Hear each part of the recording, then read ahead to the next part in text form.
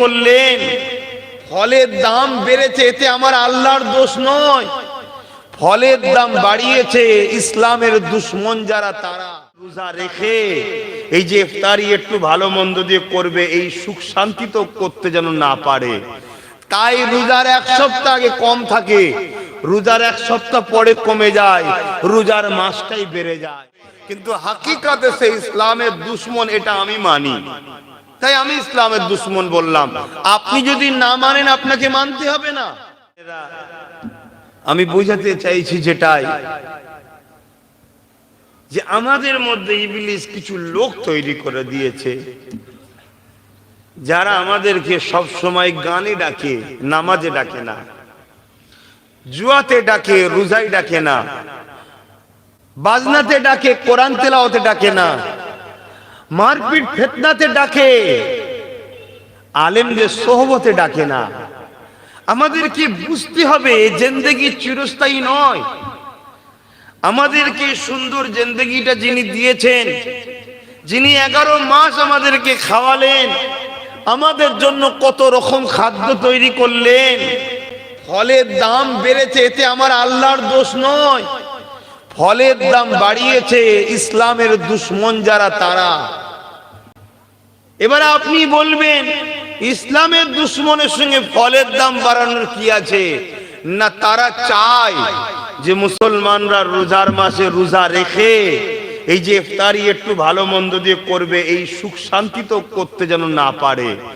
তাই রোজার এক সপ্তাহ আগে কম থাকে, রোজার এক সপ্তাহ পরে কমে যায়, রোজার মাসটাই বেড়ে যায়।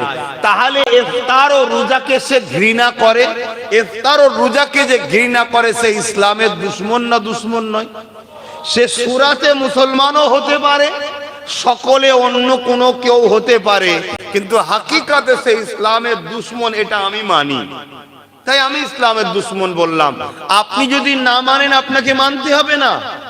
কিন্তু আমি যেটা বুঝি সেটা হলো এটাই, আপনি যদি আমার কথায় একমত না হন, আমার মনে হয় না যে আপনাকে আমার সোহবতে উঠা বসা করার প্রয়োজনও নাই। ঠিক না বেঠিক? কেন আমি দেখছি রোজার মাসের এক সপ্তাহ আগে কম থাকে, রোজার মাসে এক সপ্তাহ পরে দাম কমে যায়, রোজার মাসটা এলেই আকাশ ছোঁয়া। কেন? বেটারা জানে যে রোজার মাসে সারাদিন শুকিয়ে থেকে শরীরটা একটু দুর্বল হয়, তাই একটু জুস খেলে, ফল খেলে একটু শরীরটা ফ্রেশ থাকে। কথা বুঝছেন? এই মাসটা একটু খাবে। যে কোনোদিন বছরে ফল খাইনে, রোজার মাস হলে কিন্তু খায়। অন্য বছরে দাম কম থাকলে খাই না, কিন্তু রোজার মাসে যত দামই বাড়াক, আল্লাহ কিন্তু রোজাদারদের ঘরে ফলও খাওয়ায়। জোরে বলুন সুবহানাল্লাহ।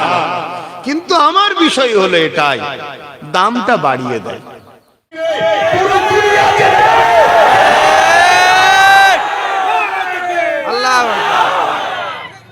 আজকে আমার মসজিদের হয়ে কথা বলবি না, মাদ্রাসার হয়ে কথা বলবি না, তুই বেঈমান নেতাদের জন্য কথা বলবি? তুই মুসলমান? কথা মাথায় ঢুকছে? তাহলে নওশাদের জন্য দোয়াও করবেন, সাথও দেবেন। আসেন এবারে ওর পলিসি করছে, ও মতুয়াদের কাছে যাচ্ছে, দলিতদের কাছে যাচ্ছে, আদিবাসীর কাছে যাচ্ছে, যে বুঝাচ্ছে ভাই আদিবাসী তোরা বেশি, এখানে তোরা সিট দে, আমরা মুসলমান কম, সাথ দেবো। যেখানে মতুয়া বেশি, ভাই তোরা সিট দে, আমরা কম, তোদেরকে সাপোর্ট করব। যেখানে এসসি এসটি রয়েছে তাদেরকে বুঝাচ্ছে ভাই তোরা সিট দে, আমরা সাপোর্ট করব। যেখানে মুসলমান বেশি, আমরা দেবো, তোরা সাপোর্ট কর। এইভাবে একদিন আমরা পুরো শক্তিশালী হতে পারবো না? পারবো না? ইনশাআল্লাহ বলুন ইনশাআল্লাহ।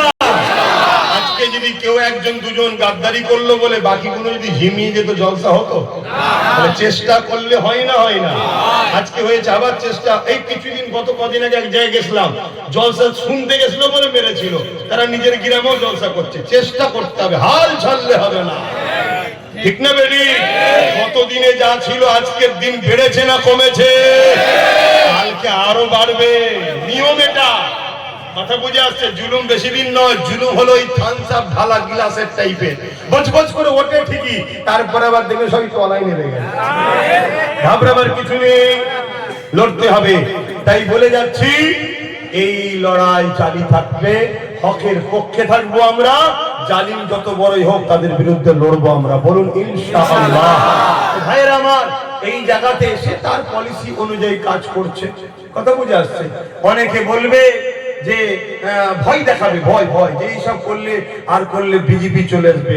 আচ্ছা, বিজেপি আর টিএমসির মধ্যে পার্থক্য কি ভাই? একটু বলেন না ভাই, পার্থক্য নেই? পার্থক্য আছে, পার্থক্য আছে, আপনারা জানেন না, পার্থক্য আছে, একটু পার্থক্য আছে। টাকার ইপিট উপিট আমিও জানি, কিন্তু 1 লিটার থাকে না, 2 পিতে 1 ফোঁটা থাকে না, একটু ইদিক উদিক আছে। সেই ইদিক উদিকটা কি?